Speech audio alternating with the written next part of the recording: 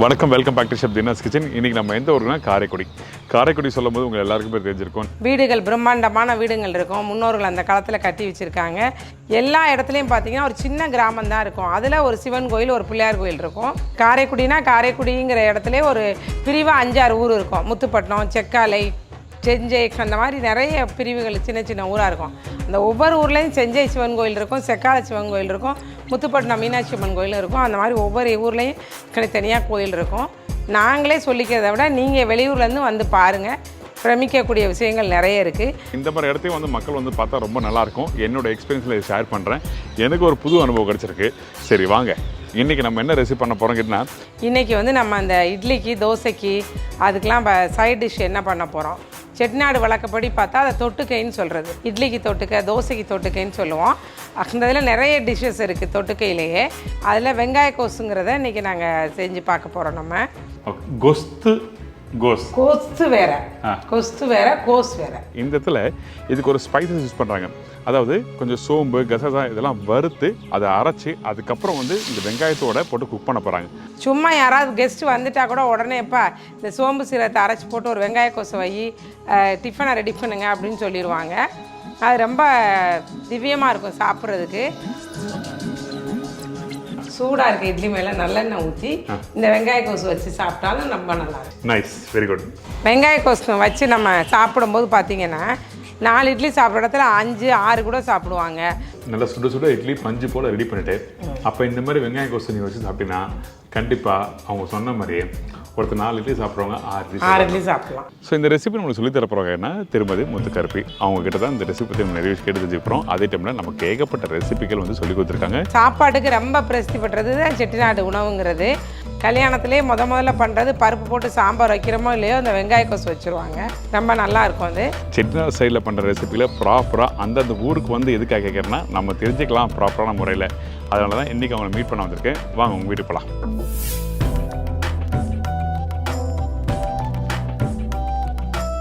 வணக்காச்சி. வணக்கம். எப்படி இருக்கீங்க? நல்லா இருக்கோம். ரொம்ப நல்லா இருக்கீங்க? ரொம்ப நல்லா இருக்கும். ரொம்ப நல்லா சந்தோஷம். Thank you so much. இந்த ரெசிபி வந்து ஒன்லி இட்லி தோசைக்கு மட்டும் சாப்பிட நல்லா இருக்குமா, சாதத்துக்கு சாப்பிடலாமா? இல்லை, இட்லி தோசைக்கு மட்டும்தான். அப்போ தேவையான பொருட்கள் சொல்கிறீங்களா? சொல்கிறேன். Okay done. இப்போ வெங்காய கோஸுக்கு என்னென்ன தேவைன்னு பார்க்குறோம்.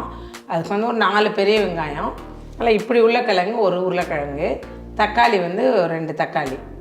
அதுக்கப்புறம் அது அரைக்கிறதுக்கு தேவையானது என்னென்னா 2 ஸ்பூன் மிளகாப்பொடி, 1 ஸ்பூன் சோம்பு, 1/2 ஸ்பூன் சீரகம், அது மாதிரி 1/2 ஸ்பூன் கசகசா, பொட்டுக்கடலை கொஞ்சம் போட்டுக்கிறோம். அதோட 2 ஸ்பூன் பொட்டுக்கடலை, தேங்காய் 3 ஸ்பூன், தேங்காய் பூ திருகுனது, கல் உப்பு தேவையான அளவு, கடலெண்ணெய் ஊற்றி நம்ம தாளிக்க போகிறோம். பட்டை இலை போட்டு தாளிக்கிறோம். சும்மா ஒரு 1/2 இன்ச்சு பட்டை இலை வந்து ஒரு இவ்வளோ பெரிய இலை, ஒரு இலை போடலாம். இப்போ தேவையான பொருட்கள் எல்லாமே சொல்லியாச்சு. ஆமாம். இப்போ நம்ம என்ன பண்ண போகிறோம்? லேசாக வறுக்க போகிறோம். ஓகே. எது வேணும் ஃபஸ்ட்டு? சோம்பு. இந்த சட்டி சூடாகிடுச்சு. இவ்வளோ கொஞ்சம் போல் ஒரு 2 ஸ்பூனுக்கு அளவு போட்டால் போதும். ரொம்ப போட்டால் ஒரு மாதிரி அது மசாலா ஜாமானா நிறைய இருக்க மாதிரி இருக்கும். ஓகே. ஸோ அடுத்து ஜீரகம் போட்டோம். இந்தாங்க சீரகம். ஸ்லோ பண்ணுவா? அவ்வளோதான், ஜீரகம் அவ்வளோதான். ஓகே. இதுக்கப்புறம் கசகசா. இந்தாங்க. அவ்வளோ கொஞ்சமாக போட்டால் போதும். ஓகே. போட்டு அடுப்பு ஆஃப் பண்ணிடுறோம். ஓகே. அந்த கடாயோட சூடான பிறகு போட்ட உடனே லைட்டாக பொரிஞ்சு வருது. அடுப்பு ஆஃப் பண்ணி இப்போ இந்த தேங்காய் போடலாமா? இதில் வந்து தேங்காய் போட வேண்டாம். தேங்காய் வந்து மிக்சிக்கு டேரெக்டாக போட்ட போதும். பொட்டுக்கடலையும் மிளகா பொடியும் போட போகிறோம். சரி, ஓகே. ஓ, இதுலேயே பொட்டுக்கடலை, தேங்காய் மட்டும் டேரெக்டாக போடணும். டேரெக்டாக பொட்டுக்கடலை வந்து இவ்வளோதான், இவ்வளோ போட்டால் போதும். Okay done. இதுக்கப்புறம் மிளகா பொடி. மிளகா பொடி. இப்போ அந்த தேங்காயோட ஈரத்தன்மை போகணும் அப்படிலாம் இல்லையா? அதில் இல்லை, அரைக்க தானே போகிறோம். ஓகே. இது காரத்துக்கு மாதிரி தான் இவ்வளோ போதும் மிளகாப்பொடி. சரி, ஓகே. 2 டேபிள் ஸ்பூன் போட்டால் போதும். ஓகே. ஆனால் மிளகாத்தூள் போட்ட பிறகு இந்த இடத்துல பார்த்தீங்கன்னா நீங்கள் அடுப்பை வச்சு நீங்கள் அப்படியே குக் பண்ணினா கருகி போயிடும், வீணாயிடும். ஆமாம். அவங்க சொல்கிற மாதிரி நீங்கள் டேரெக்டாக வந்து அந்த சோம்பு, சீரகம், அந்த பொட்டுக்கடலை போட்டு அடுப்பில் சூடே இருக்கக்கூடாது. ரைட். சட்டி சூடு இருந்தால் தப்பு இல்லை. சரி, ஓகே. எத்தனை அந்த கலர் மாறிடும். ஓகே. மிளகாப்பொடியோட கலர் தன்மை மாறிடும். இப்போ அவ்வளோதான், இப்படி கலந்துட்டோம். ஓகே. இனிமேல் இதை வந்து மிக்சியில் போட்டுட்டு தேங்காய் போய் சேர்த்து அரைக்க போகிறோம். அதுக்கு வந்து 2 ஸ்பூன் தான் மிளகாப்பொடி போட்டுருவோம். ஓகே. ஓகே. அரைக்கும் போது என்ன பக்கத்தில் அரைக்கிறது? பலவலன்னு அரைக்க வேண்டியதான். நைஸாக அரைச்சிடலாம். தண்ணியாக இருந்தாலும் பரவாயில்லையா? தண்ணியாக இருந்தாலும் பரவாயில்ல. Okay, done fine. ஏன்னா நம்ம தண்ணி ஊற்றிதானே கொதிக்க போதும், அதனால தண்ணியாக இருந்தாலும் பரவாயில்ல. சரி, ஓகே. அப்போ நல்லா அரைச்சிட்டு பார்க்கலாம். இது அரைச்சி முடிச்சுக்கோ, குழம்பு கூட போடுங்க. ஆமாம், அரைச்சிட்டு தான் குழம்பு போட்டோம். சரி, ஓகே. இப்போ அரைச்சிட்டு உங்களுக்கு காமிக்கிறேன். அடுத்து நம்ம என்ன பண்ணுறோன்னு பார்க்கலாம்.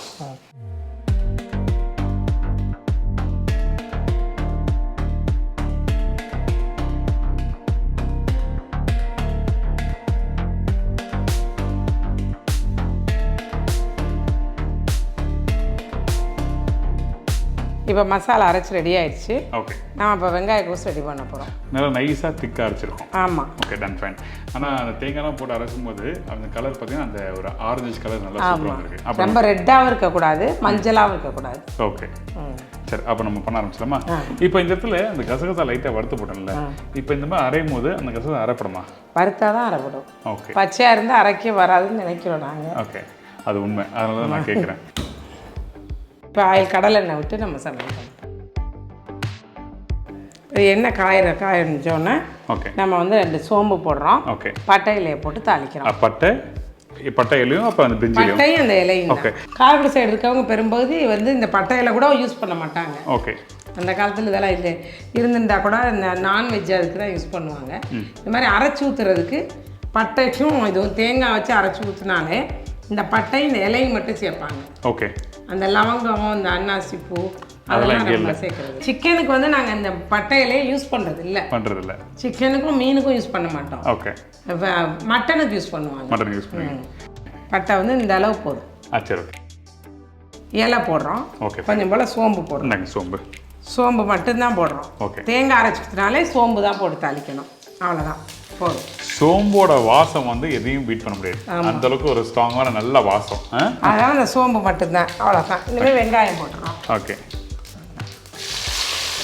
இதில் வந்து பெரிய வெங்காயம் மட்டும் தான் யூஸ் பண்ணலாமா, சின்ன வெங்காயம் யூஸ் பண்ணலாமா? அப்படி பெரிய வெங்காயம் சின்ன வெங்காயம் யூஸ் பண்ணுறதுனால தப்பு இல்லை. நிறையங்கிறப்ப நம்ம உரிச்சு பண்ணோம்னா சோம்பேறி போடுறாங்கிறக்காக பெரிய வெங்காயத்தை போட்டுறோம். அதனால ஈஸியாக பெருசு போட்டுரும். ஓகே. உங்களுக்கு எது வசதியாக இருக்கோ அதை யூஸ் பண்ணிக்கோங்க. இந்த வெங்காயம் வந்து நல்லா வதங்கணும். சரி, ஓகே. கொஞ்சம் வெங்காயம் வதங்கினோன்னா நம்ம அடுத்து உருளைக்கிழங்கையும் போட்டுடலாம். இதிலே போட்டுருமா? ஓகே. நான் நினச்சேன் நீங்கள் இந்த வெங்காயம் கொஸ்து பண்ணும்போது உருளைக்கிழங்கு வேக வச்சு மசிச்சு போடுவீங்க. இல்லை இல்லை, இப்போ இதில் தாளிக்கிறது. இதில் தாளிக்கிறதா? அதுக்கு தான் நைஸாக தானே நறுக்கிறோம். இந்த பக்குவத்தில். ஆமாம். ஓகே.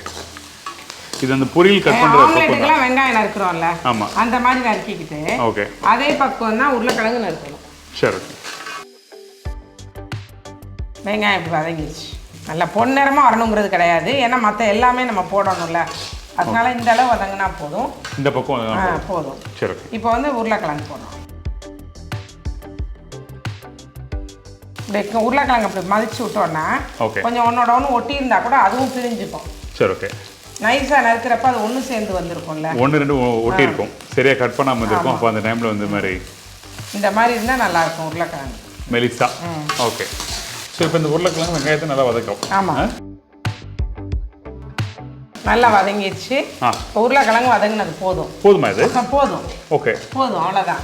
இதோட நம்ம இனிமேல் கொதிக்க விட போகிறோம்ல, சரி, அதனால சரியாக. இப்போ மஞ்சள் பொடி போடணும். ஓகே, நான் காமிச்சிடுறேன். இப்போ இந்த இடத்துல பாருங்கள், நான் எடுத்து காமிக்கிறேன்.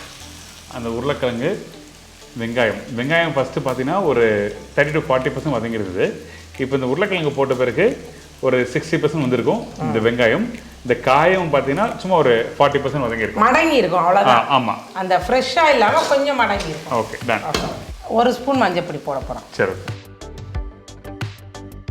சால்ட் ஸ்பூன் மாதிரி உள்ளதில் 1.5 ஸ்பூன் போட்டால் போதும், அவ்வளோதான். போட்டோம். இப்போ இதில் வந்து தக்காளி போட போகிறோம். தக்காளி இதெல்லாம் எப்படி அடிக்கடி பண்ணுறது அப்படி இல்லை? எப்போனா ஒரு டைமில் யாராவது கெஸ்ட் வந்தால்? இல்லை, கண்டிப்பாக நாங்களாம் இது வாரத்துக்கு ஒரு தடவை பண்ணுவோம். அப்படியா?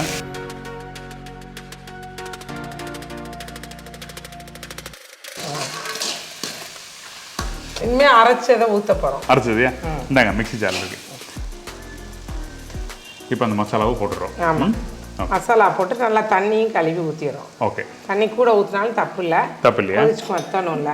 இந்தாங்க, இதில் மிக்சியிலே ஊற்றிட்டு கழுவி ஊற்றிந்தாங்க. அவ்வளோதாங்க? இல்லை, அவ்வளோதான். இனிமேல் கொதிச்சு இறக்க வேண்டியதான். தண்ணி மட்டும் நான் கொஞ்சம் கூட ஊற்றிட்டேன். இந்தாங்க, இன்னும் 2-3 டம்ளர் ஊற்றலாம். இது லைக் மசாலா மாதிரி வரும் நினைக்கிறேன். திக்கா வருமா இப்படி கெட்டி மாறும். இன்னும் கொஞ்சம் தண்ணி ஊற்றணும், அப்போ தான் அந்த மிளகா வாசம்லாம் போகணும்ல. ஓகே, ஊற்றலாமா? அப்போ நல்லா கொதிக்கணும், வரணும். இன்னும் தண்ணி ஊற்றலாம். இன்னும் தண்ணியா? கிட்டத்தட்ட ஒரு 8 கிளாஸ் அளவுக்கு தண்ணி ஊற்றிருக்கேன். ஆமாம், அவ்வளோதான். ஓகே. இப்போ இது போட்ட பிறகு வந்து நல்லா கொதிக்கணும். கொதிச்ச பிறகு கம்ப்ளீட் பண்ணுறது. இந்த ரெசிபி வந்து எப்படி ஒரு செமி கிரேவியாக வருமா இல்லை செமி ட்ரையாக வருமா இல்லை செமியாக வராது, ரொம்ப ட்ரையாக வராது. நம்ம இப்போ இது கொதிச்சு உடனே பாருங்க, இந்த மாதிரியே தான் இருக்கும். ஓகே. நல்லா கொதிச்சு அந்த ஸ்மெல்லு வாசம் போயிடும். சரி, ஓகே. அப்போ கொதிக்கிட்டு பார்க்கலாம். ஒரு கொதி அது அப்படி முறை வந்த உடனே உப்பு போட்டோன்னா அது செட்டாக சேர்ந்துடும். சரி, ஓகே. நான்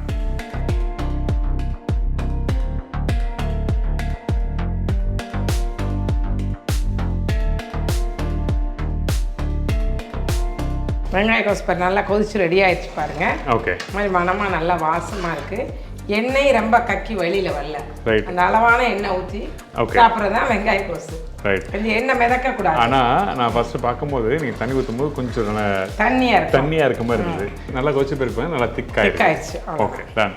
இப்போ கடைசியாக ஃபைனலாக வந்து இதில் வந்து வேறு எதுனா போடணுமா? ஒன்றும் போட்டது. இந்த கொத்தமல்லி கருவேப்பிலை அதை எதுவுமே போட வேண்டாம். வேண்டாமா? எதுவுமே வேண்டாம். சூப்பர். ஸோ இந்த வெங்காய கோஸ் ரெடி ஆகிடுச்சு. நீங்கள் கண்டிப்பாக உங்கள் வீட்டில் ட்ரை பண்ணி பார்க்கலாம். இது நினைக்கிறேன் நான் அந்த குருமா கான்செப்டில் வரும்னு நினைக்கிறேன். நான் டேஸ்ட் பண்ணுறதுக்கு முன்னாடியே சொல்கிறேன் நான்.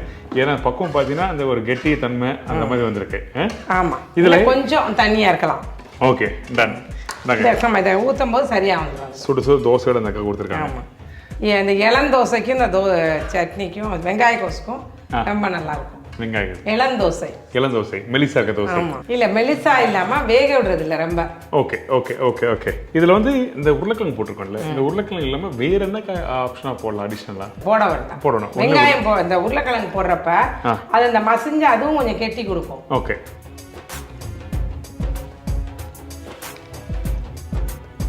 இதுல அந்த கசகசனா அரைச்சு போட்டிங்களா, அது ஒரு பக்கம் நல்லா தெரியுது. காரம் இருக்கு, காரமாக இருக்கு. காரம் ரொம்ப காரம்லாம் இல்லை, ஒரு ஒரு அப்படி ஒரு லைட்டாக ஒரு காரம் இருக்குல்ல, அந்த காரம் இருக்குது. அந்த சுட சுட அந்த கிரேவியோட சாப்பிடும்போது ரொம்ப நல்லாயிருக்கும். நல்லாயிருக்கும். நம்ம ஊர் சைடில் பார்த்தீங்கன்னா அந்த தக்காளி தண்ணி குழம்பு மாதிரி வைப்பாங்க. அதுக்கு ஒரு மேல்படி இந்த டேஸ்ட் அது. Nice, very good.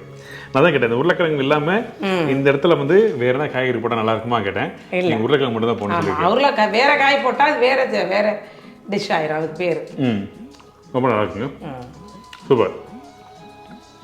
உங்கள் வீட்டில் இட்லி வந்து நல்லா சுட சுட இட்லி பஞ்சு போல் ரெடி பண்ணிவிட்டு அப்போ இந்த மாதிரி வெங்காய கோஸ் நீங்கள் வச்சு சாப்பிட்டீங்கன்னா கண்டிப்பாக அவங்க சொன்ன மாதிரி ஒருத்தர் 4 இட்லி சாப்பிட்றவங்க 6 இட்லி சாப்பிடலாம். நல்லா கமகமும் நல்லா சூப்பர். ஏன்னா இட்லிக்கு வந்து நல்லெண்ணெய் ஊற்றிக்கலாம். இட்லி மேலே சூடாக இருக்க இட்லி மேலே நல்லெண்ணெய் ஊற்றி இந்த வெங்காய கோஸ் வச்சு சாப்பிட்டாலும் ரொம்ப நல்லாயிருக்கும். நல்லாயிருக்கும்.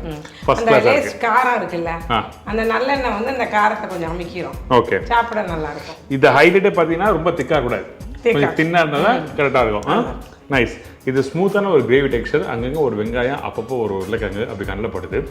அந்த ஃபுல்லாக வெங்காய கோஸுங்கிறப்ப அந்த இப்படி தான் இருக்கணும். வெங்காயம் தக்காளி அப்படி மோந்து வச்சுக்கிற மாதிரி இருக்கக்கூடாது. நைட்டு டின்னரை விட நம்ம காலையில் ரொம்ப நல்லாயிருக்கும். நல்லாயிருக்கும். மார்னிங் பிரேக்ஃபாஸ்ட்னா 8:30 மணிக்கு செஞ்ச உடனே 9 மணிக்கு சுட சுட சாப்பிட்றப்ப ரொம்ப நல்லாயிருக்கும். நைஸ். இந்த டிஷ்ஷுக்கு வந்து முக்கியமாக வந்து என்ஹான்ஸ் பண்ணி தருதுன்னா பார்த்தீங்கன்னா அந்த தக்காளி போட்டதுனால அந்த தக்காளியோட டேஸ்ட் வந்து ஒரு லைட்டான அந்த புளிப்புக்கும் அந்த காரத்துக்கும் எடுத்து கொடுக்கும். ஓகே, தேங்க்யூ ஆச்சி. ரொம்ப சூப்பரான ஒரு ரெசிபி சொல்லி கொடுத்துருக்கீங்க. எனக்கு உங்கள் ஃபோன் நம்பர் கொடுங்க. இந்த இடத்துல நான் உங்களுக்கு சொல்லிடுறேன், ஆச்சியோட நம்பர் உங்களுக்கு எல்லாருக்கும் இதை எப்படி கொடுத்துருக்கேன். இவங்க வந்து ஸ்நாக்ஸ், நிறைய காரைக்குடி ஸ்நாக்ஸ், அதாவது செட்டினா ஸ்நாக்ஸ்லாம் பண்ணிட்டு வராங்க.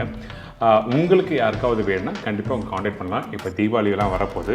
அந்த தீபாவளி டைமில் நல்ல பலகாரம்லாம் பண்ணிட்டு வராங்க. இவங்க வச்சுருக்கு பார்த்தீங்கன்னா தேன் குழம்பு முறுக்கு, சீப்பு சீடை, கை முறுக்கு, அதிரசம், பட்டர் முறுக்கு. இவங்க ரிப்பன் போட அல்டிமேட்டு. வர சீக்கிரமாக இன்னும் கொஞ்சம் நாளில் அந்த ரெசிபி வரப்போகுது. நான் ஷூட் பண்ணியாச்சு, அதுவும் நீங்கள் ட்ரை பண்ணி பாருங்கள். இந்த மாதிரி பலகாரம் எதுனா வேணால் கண்டிப்பாக காண்டாக்ட் பண்ணலாம். இப்போ நம்ம பார்த்தோம் வெங்காய கோஸ் பார்த்தோம். இதுக்கு மாதிரி நீங்கள் செஞ்சு பாருங்கள், ரொம்ப நல்லாயிருக்கும். ஈஸியானது தான். வீட்டில் இருக்கக்கூடிய பொருளை வச்சு தான் இதெல்லாம் பண்ண போகிறோம். ஒரு கெஸ்ட்டு வந்துட்டால் கூட உடனே நம்ம அவசரமாக இந்த டிஷ்ஷை செய்ய முடியும். வீட்டில் இருக்க பொருள்னால ஈஸியாக செஞ்சிடலாம். இது நல்லா செஞ்சு பார்த்துட்டு எங்களுக்கு வந்து அது எப்படி இருக்குதுன்னு சொல்லுங்கள். தீபாவளி வர்றதுனால நாங்கள் ஸ்நாக்ஸ் நிறைய பண்ணிகிட்ருக்கோம். ஸ்நாக்ஸ் எதுவும் வேணாலும் நீங்கள் எங்கள் நம்பருக்கு கான்டாக்ட் பண்ணலாம். நான் என்னோடய ஃபோன் நம்பர் சொல்கிறேன், நோட் பண்ணிக்கோங்க. 9487536839. வாட்ஸ்அப்புக்கும் இருக்குது. உங்களுக்கு வாட்ஸ்அப்பில் என்ன தேவைன்னு போட்டாலும் உங்கள் அட்ரஸ் கொடுத்தாலும் நாங்கள் கொரியரும் பண்ணுவோம். ஸ்நாக்ஸை பொறுத்த வரைக்கும் ரெசிப்பியில் வேறு எதுவும் சந்தேகம் இருந்தாலும் கேட்டுக்கோங்க, நாங்கள் சொல்கிறோம். கண்டிப்பாக. தேங்க்யூ. வணக்கம். Thank you so much. வணக்கம். நீங்கள் பேசி முடியதில்ல எனக்கு கொடுத்த அந்த 3 தோசையும் அந்த வெங்காயம் கோஸும் கம்ப்ளீட் பண்ணிட்டேன். இங்கே பாருங்கள், நீ தான் சாட்சி. இங்கே பாருங்கள், தட்டு காலி பண்ணிட்டேன். ரொம்ப நல்லா இருந்தது.